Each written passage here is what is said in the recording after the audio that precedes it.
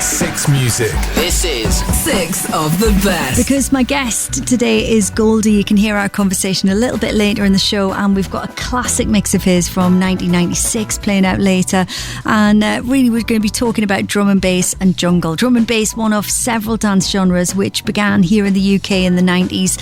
Fast break beats, 165 to 185 BPM with heavy bass lines, samples and synths. Grew out of the very early jungle of the 90s. Goldie was one of the key figures in that scene, and I think you'll be hearing me ask him later exactly when he realised that something different, something new was happening.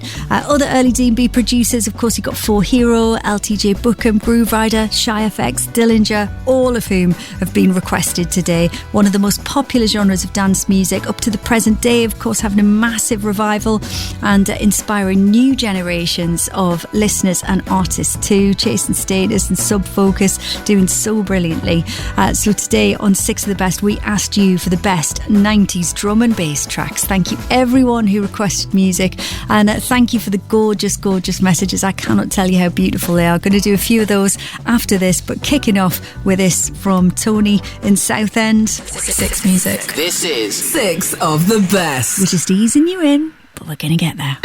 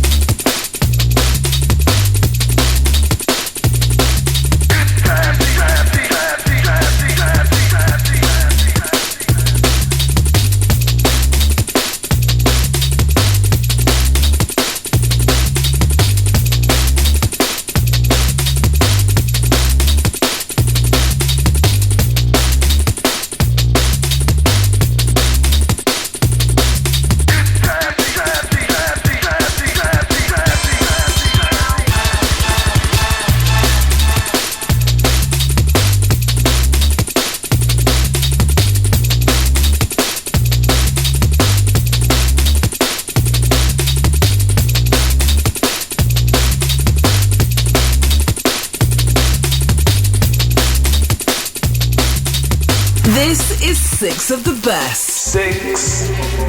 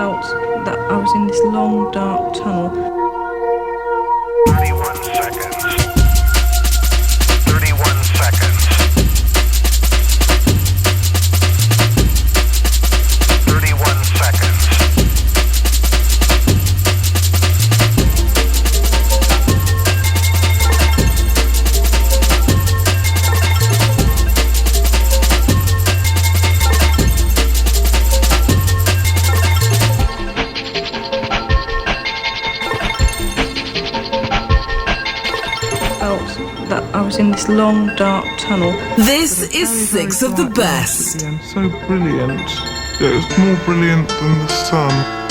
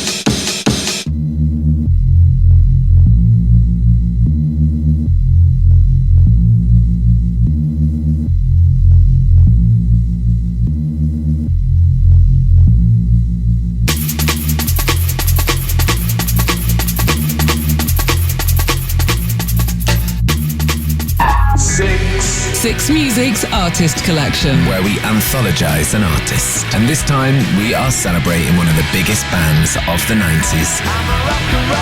Oasis. Showcasing their best live performances. Iconic interviews. The geek come walking up to me and he said, "What are your band called?" And I said, "Oasis." He said, "Do you want a record deal?" So he said, "Yeah, why not?" Plus curated playlists and highlights from the BBC archives. Listen now on BBC Sounds. Just search Artist Collection. Six Music. Six Music. This is Six of the Best.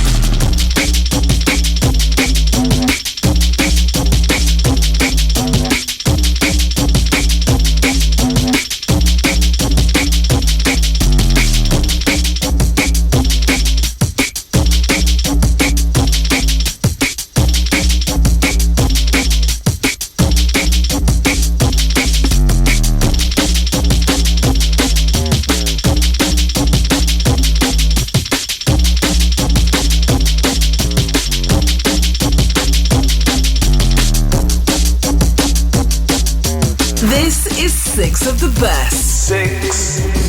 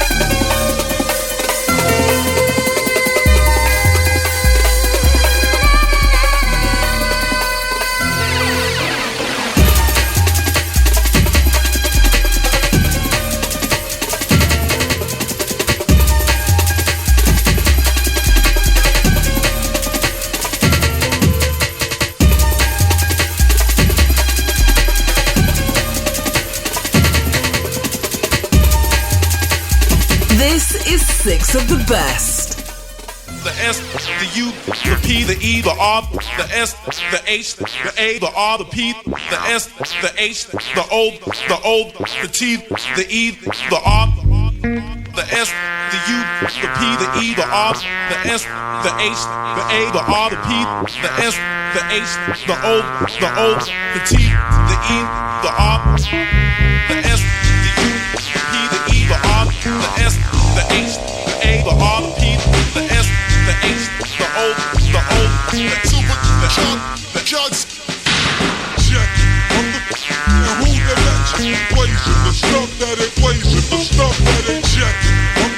And who the legend equation, the stuff that ain't nice stimulation, check it. And who the legend equation, the stuff that equation, the stuff that ain't checking. And who the legend. Super sharp shots. The S, the U, the P, the E, the R, the S, the H, the A, the R, the P, the S, the H, the O, the T, the E, the R.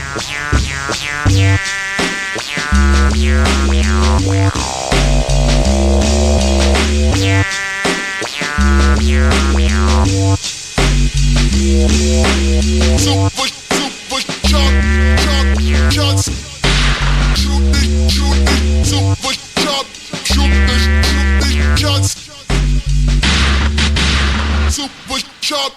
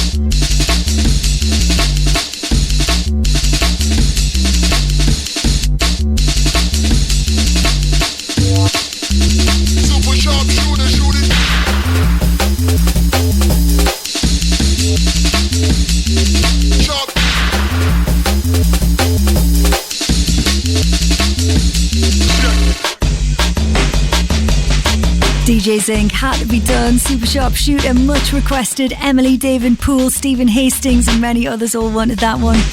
Omni Trio and Renegade Snares, the Foul Play remix before that. Umesh from Leicester wanted that one. Martin Hornchurch too from 1993. The classic cut from Crust, Warhead, the Stepper mix for Alana from 97.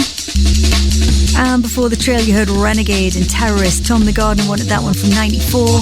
Peter wanted Origin Unknown and Valley of the Shadows. And we kicked off with Ronnie Size, Tony from Southend's selection. It's jazzy.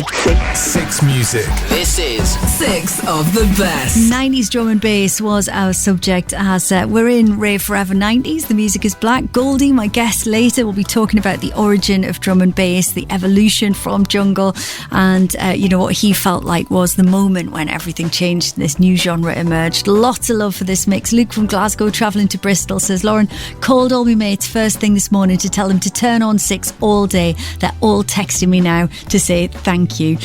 This is another texter who says, feeling like the old pirate radio days, texting in as the tunes were fire, calling for the rewind. Can you believe we get to do this legit? Neither can I. Jenny says, come on 6 Music, definitely a day to put the radio through the surround sound on the telly, getting through my level 3 forest school leader coursework, and banging 6 the best, says Martin.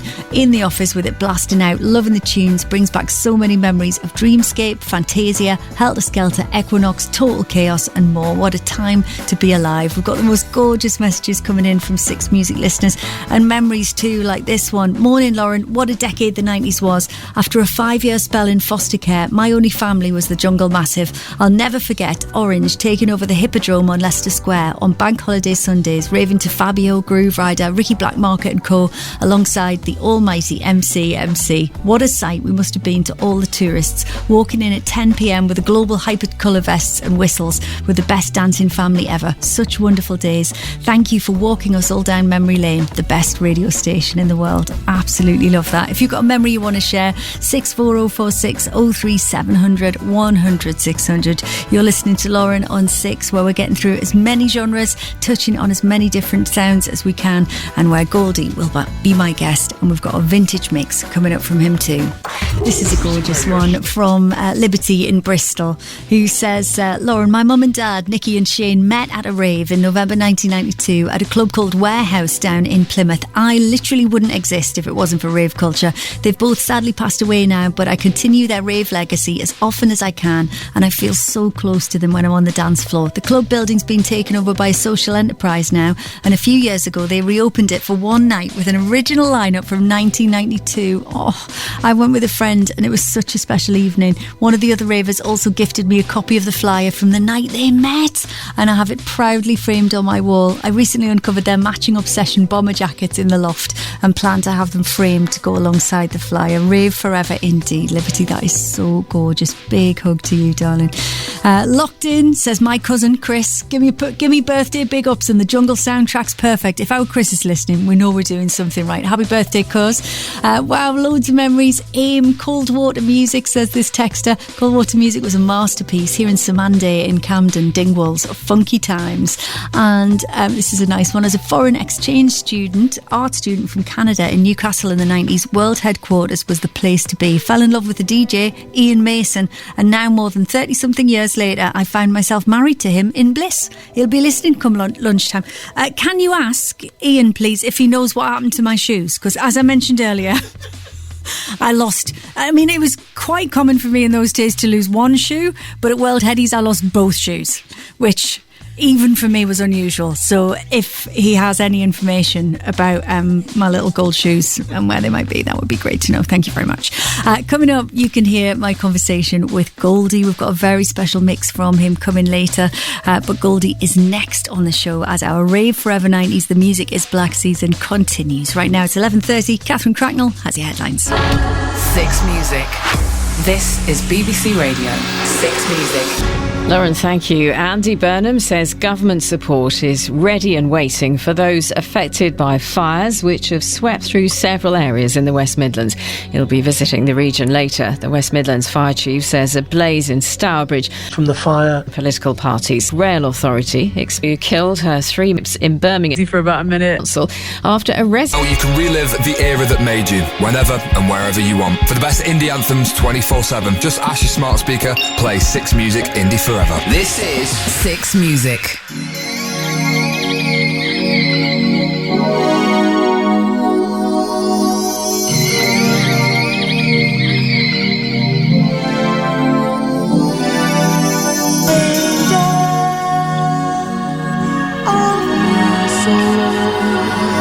Stay with me, don't let go.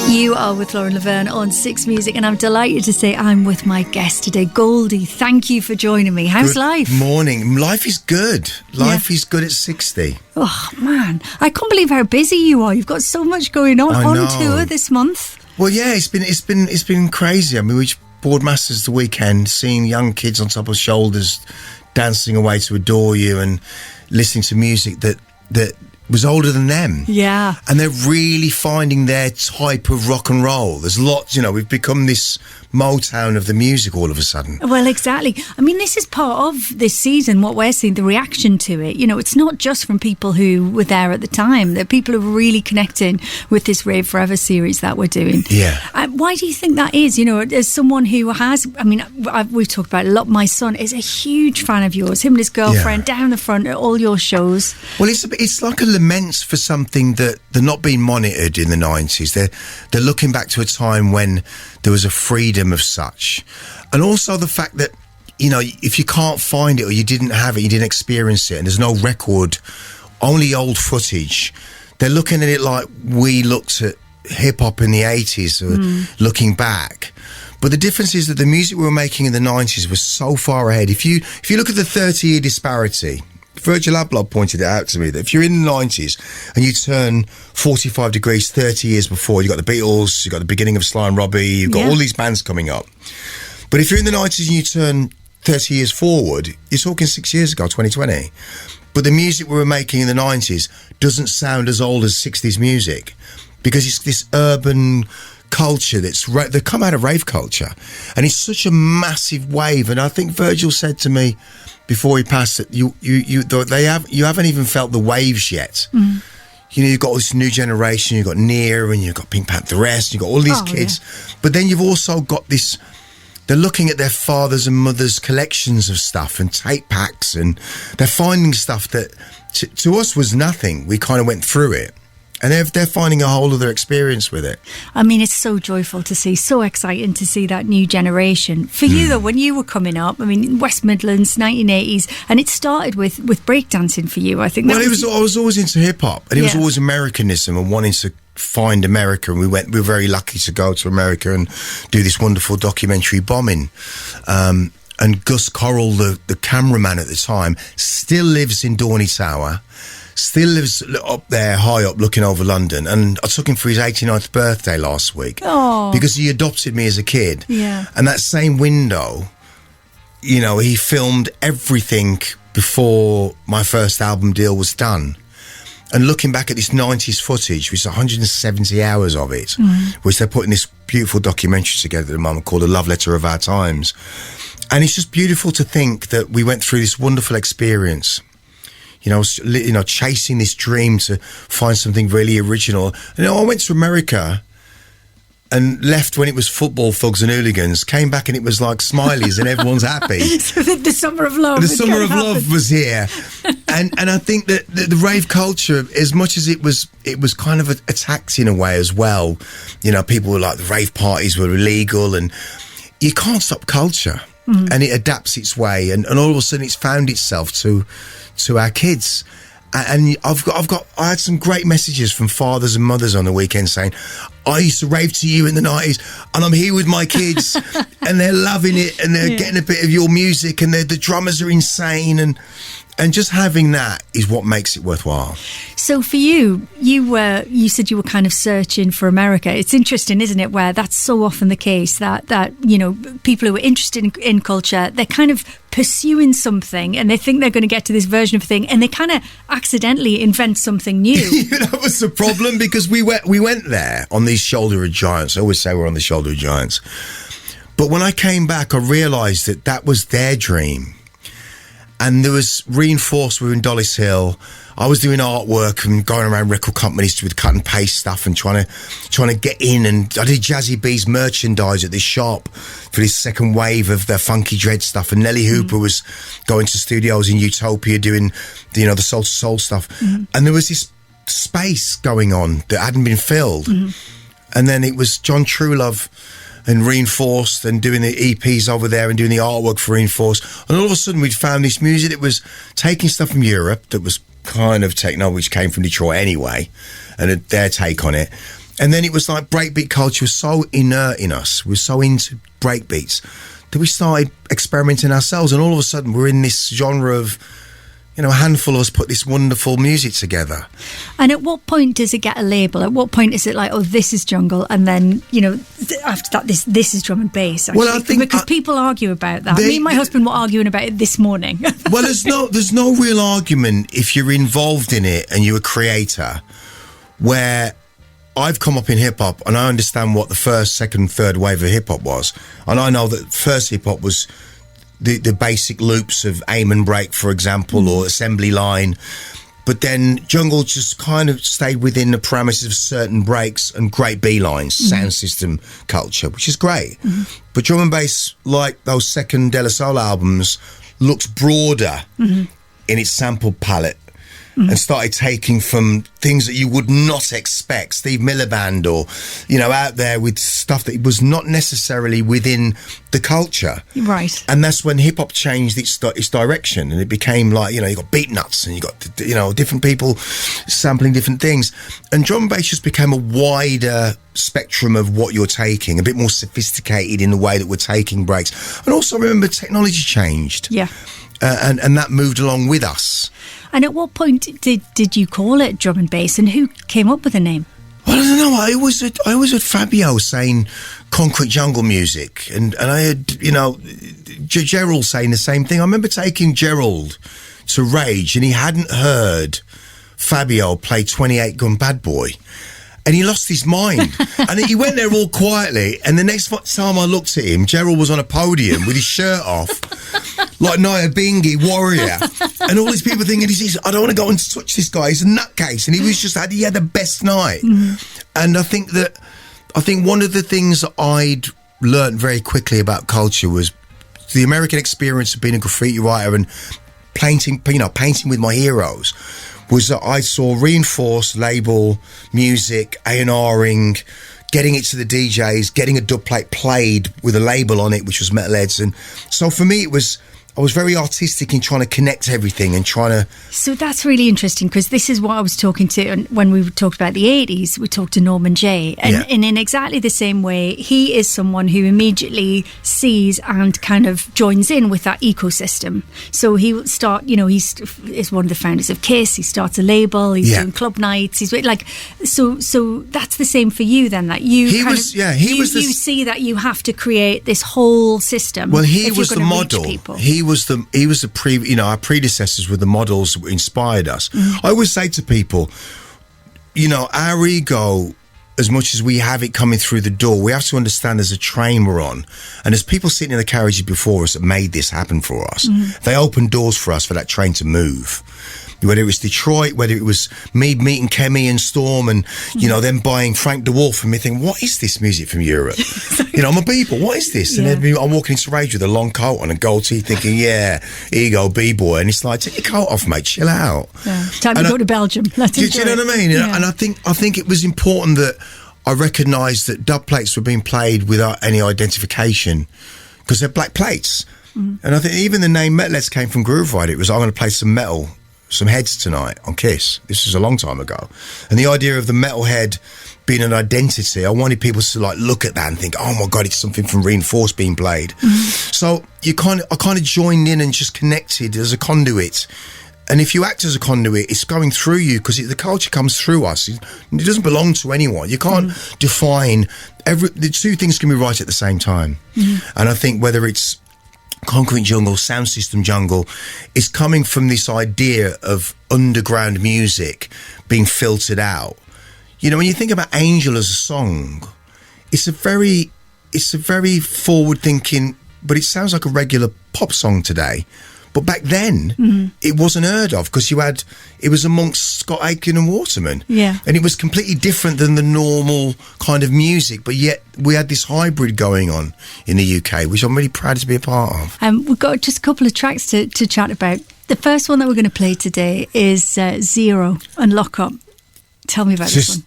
Just even to this day, I remember playing with Near Archives on this back-to-back in, I think it was Shoreditch House. He said, what is this? I don't know. Young Padawan. Young Padawan, I'll show you. Much to learn, young Padawan. 0B lockup it is.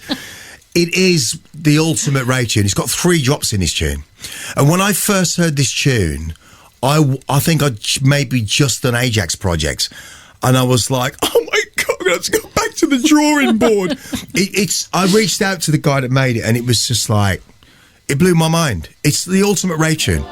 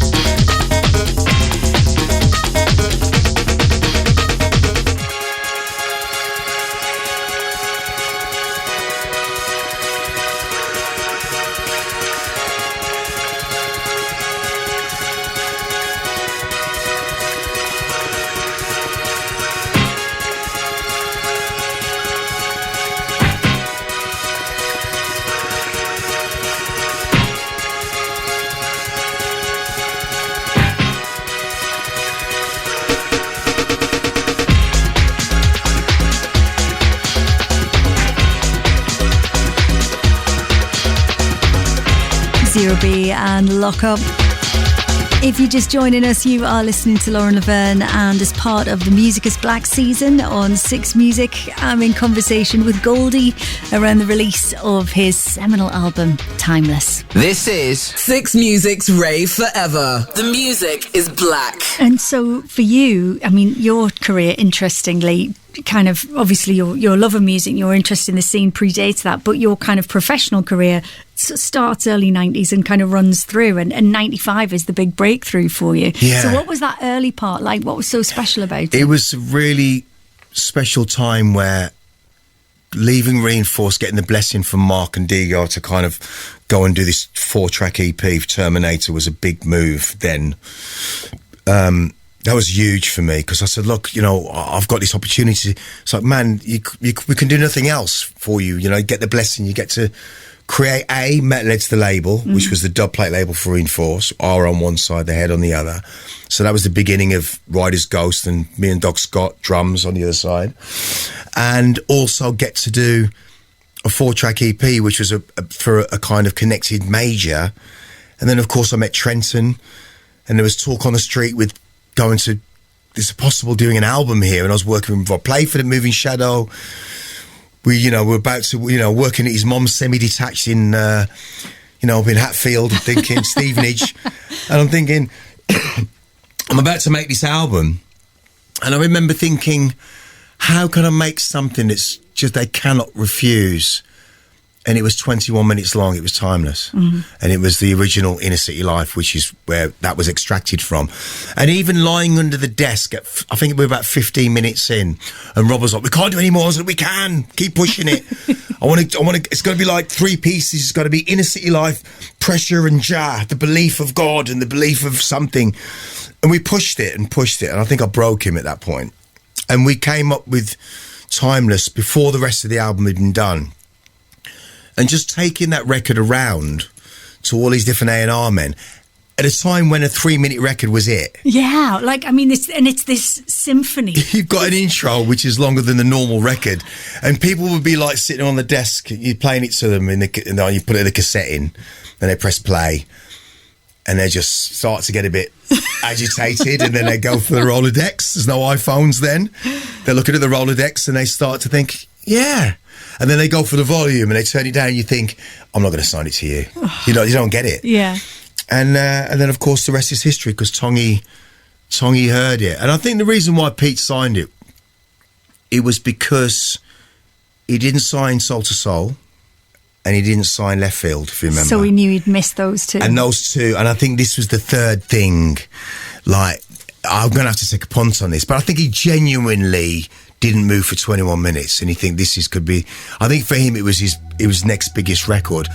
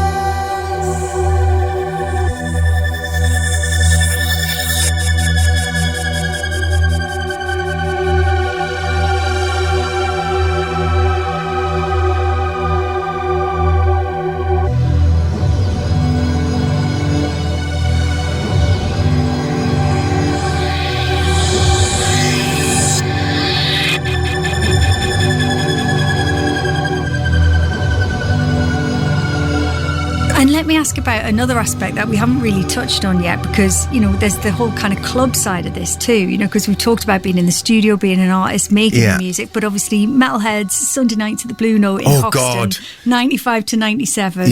Tell us a bit about that time. If I had £1 for everyone that stops me in the street or on the counter at Waitrose and says, I went to Blue Note, I'd be a zillionaire. I really would. I'm like, number one, it only could probably fit in like 450 people. Like, what? Yeah, I know. What are you doing in Waitrose? I mean, Tesco's, come on. Right? But it really was the kind of underground Stranger Things Studio 54 or 55, if you like, because everyone that came into the country kind of came there. And you had Spice Girls down there, and you had Robbie down there, and, you know, people would come down there, and people would be left alone there. That was the difference. Because it was the only club in Shoreditch that was, you know, at the time, when you think about what Shoreditch is now. Yeah, it's hard to sort of It's hard to describe it. I was living in Old Street at that point, so it was a ghost town. It was at the weekends. It would completely shut down. The only thing that was open was the 333. 333, yeah, and the 24-hour cafe and meat market in Smithfield. And both of which Plastic People kind of ended up being there as well. Mm-hmm. You know, Eddie Pillar had the club, and Norman used to play down there. Lots of people passed through there, and we just kind of carried on that, again, on that train, carried on the journey. And you had the jazz dancers that stayed and got down and showed people how to dance. You know what I mean? And I think the Blue Note was just an unbelievable epicenter. Dread with Barled, and everyone just feeling this music that was being shuffled in packs of cards, because the spectrum of the music was, even though it was wider, it was who's going to do something with it from a mix point of view. Mm-hmm. And that's really important, the mix culture, and also I wanted a place for Kemi and Storm to play, because we'd always been at Rage, and then Rage had shut down. So I thought the girls need a club. And then Ryder came, and obviously he was the host, he was the main guy. And, you know, Fabian Groove just used to smash it up with Cleveland, and Cleveland was hosting it. And I think about what the Blue Note did. And I think about 2 weeks ago, we released the biggest tune, 9 minutes long, Benny L, Metaphors, #1 on Beatport for an independent label. And 33 years ago, we were doing the same thing with the same host, bringing through people making this cutting edge music. Mm-hmm. So my job's kind of done. Mm-hmm. And that's the reward, is that these kids are going to find this music again and do their own thing with it. So, like, obviously this season that we're doing is in collaboration with the V&A and the Music is Black exhibition that's going on over there. I mean, incredible to have this new museum, and this is the landmark opening exhibition looking at Black British music and, you know, over 100 years of it. From your perspective, you know, when you think about, you know, the chapters of innovation that you've been part of, several of them, and you think about, you know, that and Black British culture, Black British music, like, you know, what are your reflections on that and the way that these underground scenes have influenced the mainstream? Because, you know, you mentioned having a tough time like making it in America, but actually the music that you created has been hugely influential across the spectrum in the States. I think if I remove Goldie from the equation, and I think this is the boy that had and experienced the wildest of rides, with the experience of people looking at it as new music as the time that's exploded globally. And you're sitting there and you speak to Ted Turner on the phone, you've got Val Kilmer sitting there listening to Saturn's Return, and you've got all of these people, and then witnessing it and experiencing it from a b-boy perspective, breakdancing in 52nd Street and breakdancing with Float Committee and going to the Bronx and painting, and still being part of Tat's crew to this very day.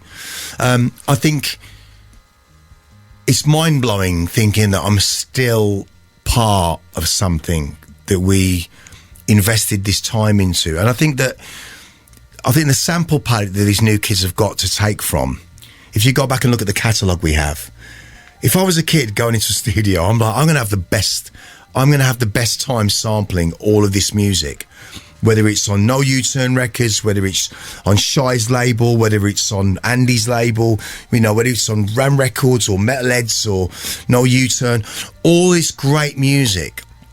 If you want to go and take samples, kids, this is where you go.